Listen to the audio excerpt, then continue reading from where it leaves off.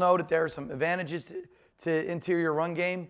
We also know that there's some advantages to man schemes. We also know there's some disadvantages to man schemes as well. So let's first kind of, before we dive into the play dive, right, let's make sure that we understand kind of some of the advantages to man schemes. First, it's a hat for a hat. Second, right, it's kind of that big on big mentality, right? I love, hey, let's just run dive, let's just run ISO, right? And we're, when coaches are like, hey, it's 3rd and 1, but what happens when maybe your guys aren't as big as their guys and we're trying to go big on big or one-on-one, right, mentality, next thing you know, you're sitting in a 4th and 5 situation, right? It's a demeanor play, right? There's nothing worse than when a team is just pounding the football at you and we don't have answers.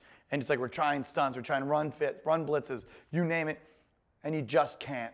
And there's no, and it's really, could be a long evening or afternoon based upon when you're playing, right? It is an attitude play, right? It is an absolute attitude play, and it kind of builds a toughness to an offense, right? It kind of builds that, hey, we're better than you mentality, and we're going to smash it right at you, and kind of, as one of our coaches always used to say, hey, how do you like me now, right?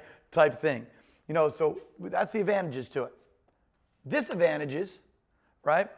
Movement by defense. If you're in a man-to-man premise and you got a D tackle that's looping, from maybe he's a 4-eye to start, next thing you know, he becomes an A-gap player on a long stick, right? That's a problem. We got to have an answer for that, right? Can we match their box count, right? If we have dive called, well, shoot. What happens? They got 7 guys backed in a box, and we're in a 2x2 set. Here we go. We're going to run dive. Well, making sure that we have that box count is big, right? Generally speaking, if you're playing dive premise and principles where it's big on big, go get them, well, you're losing that double team. And if a double team is critical to the success of your offense, well, maybe this is a play that we don't even include. Whether I know, but from our standpoint, when does most people put in dive? 6-year-olds, my 7-year-old son, right? They run dive, right? But what happens if that guy can't block that guy? Well, what do? Right? We've got to create doubles, so that's where the evolution of kind of the game has started to kind of pick up, right? Who has the advantage up front? If you have a decisive advantage, generally speaking, guys, and if you're physically going to dominate somebody, you might only need dive. You may only need one play. Or if you're that good, you're just running one scheme all day, it's it, right? So who has the advantage up front? And again, in some cases, you're going to have loss of leverage based upon angles.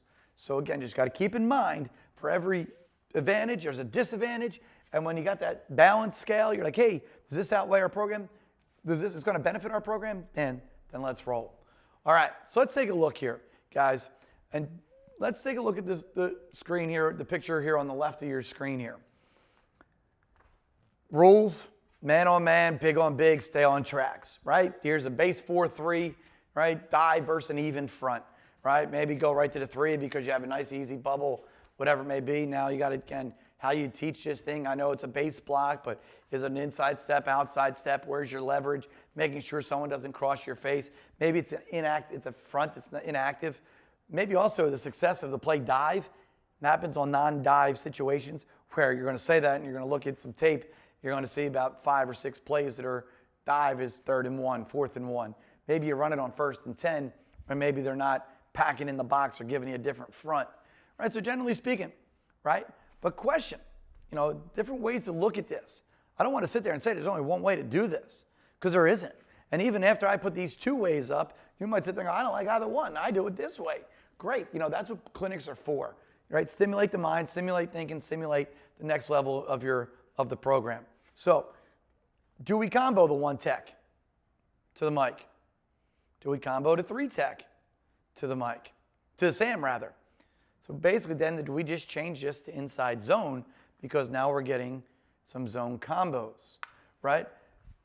Do we leave the backside end? These are all thought processes that we have to have when implementing a play. Dive versus even could look like this now.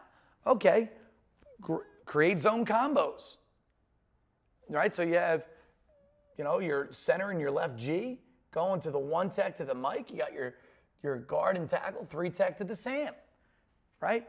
Now, we got to account for the defensive end in 3 different ways, right? Either you got to have that slicer come back, right? You're going to also possibly control them with maybe a zone read component, yet run dive, right? Or quarterback can control them with a good play fake afterwards. One of the things that I kind of thought Inside zone was never a big play for us. One, it's time on task from a coaching standpoint, making sure it's right.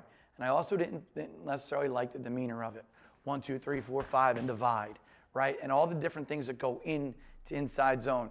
Again, it's supposed to be an A-gap, a downhill mentality play. What I thought sometimes, again, the way if it's taught and coached differently, you'll lose that mentality of it being that toughness play. It's more of a passive, again, when do I go? When do kids know when to get off that double? But if you're creating truly, zone combos and you're getting them going, well, if that's what you do in your program, well, maybe it's something you consider. So again, 2 different ways to run dive, right? Maybe accomplishing the same task. So again, just stuff to consider, right? Next thing you have, right? Again, the last thing, as I just kind of mentioned, was the quarterback controlling the DN with a fake if you don't want to play slice behind it meaning the fullback coming at and slicing that backside DN if you want everybody accounted for. Okay, dive versus odd. Here it is. Very simple, very basic, right? Do we have, now though, you're sitting there going, well, what if this guard goes here, he goes here, right? I think if we can do this and show you kind of something like this, you're like, does this really hurt the integrity of the play if maybe we have this and this blitz? Or if we have the nose come here and he come here, right? How do we want to treat it? If we have any of those games that are going, right? So again, I'm just asking, just throwing out food for thought, right? Does it make sense to kind of teach it more of an inside zone concept where there's nothing faulty about the logic here. There's nothing. But again, it's kind of like, wait, who goes where? How do we manipulate and handle blitz situations? And if we're calling this on 3rd and 1, chances are, guys, what are we getting? Some kind of run blitz. It's on a goal line and you're lined up double tight. Well, they're not going to sit passive and sit 5 yards in the end zone, right? They're not going to do that. So what if they are playing some kind of twist games or stunt games or any dog blitzes, whatever it is? We have to have answers. And we can't, telling our kids, they got us, isn't necessarily good enough. So does it make sense to kind of treat it like this to run dive where it almost becomes the old school wedge? Wedge in and work your way up, right? And see what happens with those backers. See if we get, this and this. See if we get or this, right? Coming over the top of it, whichever way. So guys, maybe this is a solution to a problem, right? You gotta have answers. So taking a look at this, taking a peek, and making sure that we are good to go, fundamentally sound. Again, so we'll have to account for that backside DN, possibly, unless you're like, who cares? It's too quick. It's going to be true eye. We're just going to turn hand it, and we're going to make 3 yards in a cloud of dust and call it a day.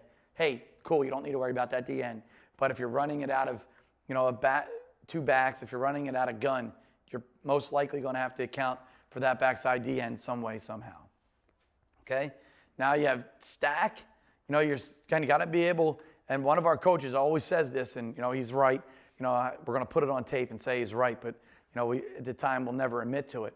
But every one play you put in for the offensive line is really, it kind of times it by 8, 10 based upon how many looks you might get that particular week. Maybe you only get 2 looks. Well, then that's fine. It might be an easier install. But, so again, you got to show it against a stack team. We're like, all right, that's cool, but stack teams aren't built to sit, are they? No stack team, a 3-3 team, is built to sit there and not really have much movement. Whether it be defensive level 1 movement, level 2 movement, there's movement all over the place. So with that, you're sitting there going, all right, what happens if they played, this game, him and him? Well, boy, and we're in a man concept. Well, what do we do? How do we change that? So does it make sense to kind of go to kind of an inside zone kind of concept where you have doubles everywhere and you create those 2-for-2s, right? Where you can play these games and this game, and if this will plays out and this end comes in, we're fundamentally sound. We got it. So again, it's just all different things, guys. And I think that when you're talking about systems, when you're talking about your offense, when you're looking for a play, I think you have to kind of look at it from best case scenario to worst case scenario, so you have an opportunity for your kids ultimately to have some success.